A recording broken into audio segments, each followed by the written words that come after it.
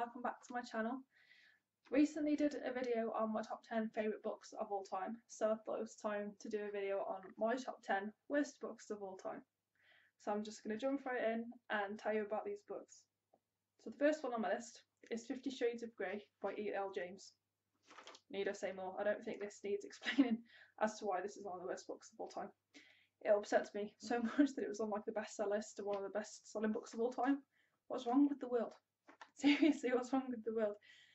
Number 2 is Illuminae by Amie Kaufman and Jay Kristoff. Story was absolutely brilliant. The concept is amazing, and if there's ever a movie, I will be one of the first to see it. But this book bored me to tears. The format let it down. I know a lot of people said it made it better, and while I agree it set it apart from loads of other books, it did set it apart. I agree with that. I was so bored with the pace of this story. It was so slow. It was so much better in a movie. I didn't like this. I pushed through it. I wish I hadn't, and I won't be continuing on with the series. Number 3 is Throne of Glass by Sarah J Maas. I've read up until Queen of Shadows, and I loved Crown of Midnight, and I like Terrifier, and what I've read so far of Queen of Shadows is okay, but the first one really bored me. Just loads of info dumping. There's like 6 pages describing one thing in a room. Bored me to tears. I only got engrossed in that book and like the last quarter of the book where there's more stuff going on, there's more fighting, there's more conspiracies, more things are coming out. That was more interesting.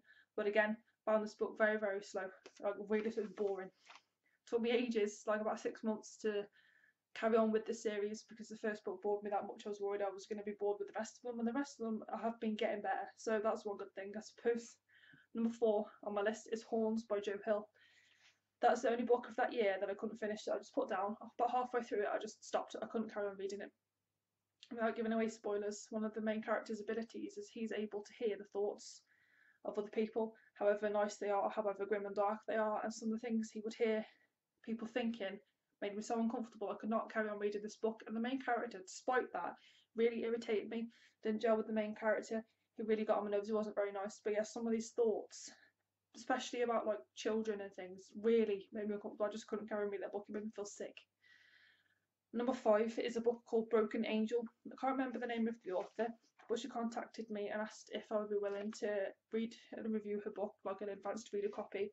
So she sent it me in a PDF file, and I downloaded it on my laptop to read it. I read about 10 pages and I just couldn't carry on. I had to stop. I don't mean to badmouth people, but it was so bad. The writing was so bad. It was a romance about someone who'd had to go away and be like in the military and things, and his girlfriend was left on her own and then started seeing this person in a different light and all that kind of stuff. It was so predictable. I couldn't do it. I couldn't do it. I couldn't take it seriously. At 10 pages and I just had to stop. So that's one of the worst books that I've tried to read. Number 6 is Looking for Alaska by John Green. And I know, like I said, I do like John Green. I do. I love The Fault in Our Stars. I absolutely adore that book. And I can't wait to read his new one, The Turtles All the Way Down. But Looking for Alaska, I just had a headache the whole time I was reading this book. I did not like the main character at all. It's predictable. I knew within about the first 20 to 30 pages where the story was going to go. I knew what was going to happen. Just found it really, I don't know why, I just felt really agitated the whole time I was reading this book. Again, I had a banging headache. I just pushed through it and I was so glad when it was over. I absolutely love John Green. I think he's a really nice person. I love him. I think he's really funny and really nice. But Looking for Alaska just really, really irritated me. Again, the 7th one, sticking with John Green, An Abundance of Catherines. Again, it's the same kind of concept. I could see where the story was going. The main character, I can't remember the name of the main character in this one. He was quite interesting, and the series I think was interesting. But again, I had a headache again the whole time I was reading this book, and I don't know why. It just really irritated me. Again, I couldn't get into it. For me, The Fault in Our Stars, he set the mark with The Fault in Our Stars, and nothing else I've read by him so far. I've read all of his books so far. I've got all of them still. Doesn't come close to The Fault in Our Stars. I don't know why. An Abundance of Catherines just really irritated me. Kind of like more of the same kind of concept of Looking for Alaska. Obviously a different like plot point, but a lot of the characters and a lot of things that happen were all very similar in both stories, I felt. So yeah, that just really irritated me. Number 8 is New Moon by Stephenie Meyer. Said before that I do like Twilight. I'm a fan of Twilight. I like the books. I like the first one. I know it's problematic, and I can see why it's problematic, and I do agree with what a lot of people say about the book, especially Edward and Bella's relationship. But the whole reason I don't like New Moon is because it focuses on Jacob, and I don't like Jacob as a character. I never have in the books or the movies. He just gets on my nerves. He's just always like hanging around all the time. He's not wanted. He's just always there. Apart from like the last book and the last movie, he redeemed himself. But New Moon really dragged for me. I felt it could have been a good trilogy without New Moon. New Moon was just like a filler kind of thing, and I don't like it. I dread reading it. I don't like watching the movie either because Jacob just really gets on my nerves. Number 9. Now I know this is a beloved author of mine I've spoken about before, but it's going to have to be The Twits by Roald Dahl. Nothing against Roald Dahl. I read Twits last year and I really hate Mr. and Mrs. Twit, the two characters. I think that's what they're called. I hate them. They're horrible. They're really horrible. That story really upset me. When I have kids one day, I'll be reading Roald Dahl books to them, but I won't be reading the Twits because they anger me so much. They're really horrible. I know that's the point. But even as an adult now, they're just horrible to read about. I just, no. And the last book on my list, number 10, is The Girl with All the Gifts by M.R. Carey. Again, I've talked about this in a previous video. Same as Illuminae. Brilliant concept. The story was very engrossing, really interesting, different take on zombies per se, and original.